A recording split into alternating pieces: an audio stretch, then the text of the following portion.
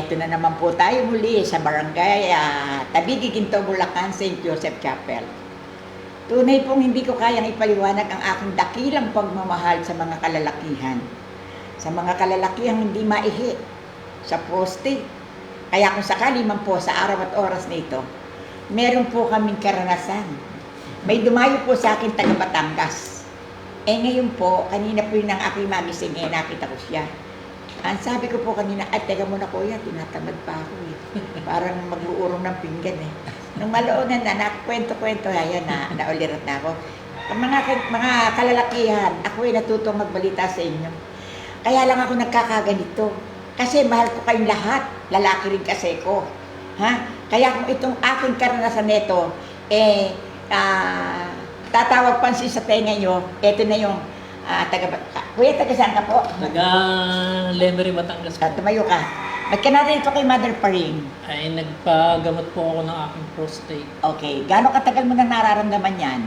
Ay, nako, matagal na po. Mga nasa 30 years na yata. O ano, dasal mo nung hindi pa kita nagagamot? Sa ano po, Diyos ko, ay mapagaling nyo ng tuluyan ito. At huwag kayong matakot na magpagamot kay Mother Paring at bait po ng Panginoon. Tutulungan niya po talaga tayo. Basta tayo pa'y manalig lamang sa Kanya. O, gaano pa dadagdag mong langis? Di lang 20. Ay, oo nga po. Imbes na 15, 20, gawin nyo ng 30. At kailangan nyo talaga. Para maubos yung bakterya sa loob ng inyong katawan. O, tayo. Ano nararamdaman mo ngayon mo nagamot ka ni Mother Ay, Paring? medyo maluag-luag na po. Okay. Maluag-luag na. Ikaw naman bilang asawa, ano na naging damdamin mo ngayon na makita mo si Mother Paring ang nakuha ninyo? Ay, sobrang saya. O bakit? Abay, sa tagal naman ho niyang may sakit talaga, layo na ho ng aming, saan kami doktor nagpunta, may albularyo din, pero nalipas naman po, pero pagka isang linggo, nabalik mo ulit, nahihirapan ulit siyang ulihi.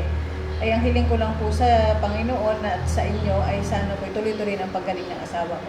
Okay. Alam niyo ba, ipakikita ko sa inyo kung paano ko ginagawa ito. Kaya huwag kayong mag-atubili, huwag kayong malungkot ngayon sa prostate. Hindi kayo makagalusan. Basta maniwala lang kayo. Katambal dito ang langis na ginagawa ko at ang kamay ko. Ngayon, nang una kong dukutin yung kanya, nakita ko may barado. Hindi ko na lang pakikita sa inyo, ganyan kalaki. Nang makuha ko, ayan na, pinahiga ko na siya. Kaya, pakikita ko sa inyo ang number 1. Kuya, ate. Number 1, eto na po, pakikita na po namin. Talaga pong pinaglaanan namin ng Dami. ayan, eto po, ang marap ko sa tao. Eto po ang number 1. Hawakan mo kuya. Saan ang number 2? Ilayo-layo nyo naman at baka maano. Number 2, hindi hindi kaya. Ito po ang number 2. Dami. Okay, hawakan mo kuya. Ito po ang number 3. Nilinis ko po yan talaga. Kaya kung kayo pidadayo sa akin, huwag po kayo mag-atubili. Magbaon po kayo. Ha? Number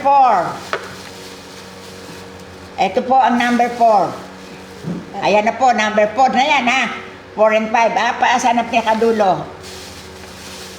Eto na po ang pinakadulo. Pati po yung sa similya. Sa similya nga. Ang dami. Yung po pati, ikaw magsalita. Pati nga po yung sa nakuha ni Similya, Mother yung sa nakuha. similya, yung mga bakterya ng similya. Ayan po, ang dami. Kaya ngayong araw na ito, hindi ko kaya ipaliwanag ang aming pinag-Facebook ni taga saan mo kuya? Taga Lemery, Batangas. Alam mo kuya, hindi mo ako makakalimutan. Ay, hindi po. Kasi Hindi. dito, kuya, ang napupunta lang dito, inaabiso ko sa inyo, tumatag kayo 1 beses lamang. Ang beses lamang. Kasi yung ikalawang beses, hayaan ay iba makasapo. Oo nga naman. Kasi napakaraming mga tao na may karamdaman sa prostate, sa ihi. Di ba kayo natutuwa na hindi na kayo makakateter? Nalulungkot ako na kapag kasi nakateter na sa tao, lifetime na naman yan. Ngayon, eto na ako, Mother Paring, hanggang ako'y buhay. Kaya ako naririto, nandahil sa inyo.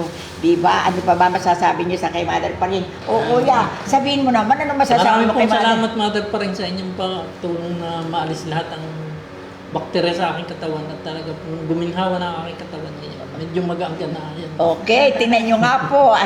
Siya po Dati galing po ka na kuya. Kuya, galing ka na ba? Magaling na po pero Bago-bago pa lang siyempre may... Okay. Ang pinaka-the best, Masigla na. ang the best po nito, mga nakikinig, yung po hindi nyo sukat akalain na yung bacteria na yun ay makuha ko. Talaga pong pakadami po para po ako nagpapanganak. Alam niyo po ba na ako'y makayari? 3 beses po ako nasumpit. Na ako po nakayari, ako po hingal na hingal, naligo po ako. Para po ako nabombet ng sanguwan. Kaya alam niyo ba, sa pagmamahal ko sa inyo, hindi biro. Kaya kung sakali man na, hindi niyo pa ako nakakaharap. Pag-ukulan niyo ng pansin. Kasi kapag kayo ay nagdasal, ang kasagutan po na kay Mother pa rin ng Bulacan. Kaya kung sakali man po, sa tuwi-tuwi nagpaparamdam ako sa inyo, ito pong aking ginagawa ay isang tawag ng pagmamahal. Kung ako man po sumakabila na, hindi niyo po makakalimutan ng Mother pa rin. At kung sakali man po nakalimutan niyo na anyo ko, meron pa rin pong Facebook. Tuloy-tuloy po ito. Nararamdaman ko po na itinuturo ko na po sa aking mga kinasasakupang mga apo. Kaya kung sakali man po, naniniwala ako na hindi po mapuputol. Kasi iba po yung akin may bulong. Pero po yung kanila, parang pinag-aralan na lang po nila yan. Sa experience po, na maraming taon na sila mga kawaksiko, kaya na po. Pero talaga po sa totoo lang, mahirap pong magdunong-dunungan. Kasi po, ang hibla ng buhay natin, sandaling minuto lang ay natodas. Ako na nga lang po, natutuwa sa mahal ng Panginoon dahil tunay po na hindi niya po aking nalalagay sa kompromiso. Kaya ako naman po tuloy-tuloy sa aking ginagawa na nagpapasalamat. Kahit na po paminsan-minsan medyo na po tinatamad na ako, nakasasawa po. Araw-araw po, babae, lalaki, babae, paulit-ulit po. Pero ako po nasisiyahan. Itanong niyo po sa akin kung bakit. Yung mga may diabetes po na hindi po nakukuha yung bakterya sa loob ng tiyan. Ang kahihinatnan po niyan, pag hindi po maapula ang creatinine. Ano po yan? Dialysis. Kaya nga po, huwag kayong magsasawang makinig kay Mother pa rin. At ito po langis na ito yung napakahusay. Huwag lang po sunog. Ang gusto ko po ay yung maputi-puti. Kasi nga po, hindi po ba kayo natutuwa? Yung pong mga umiihi ng dugo.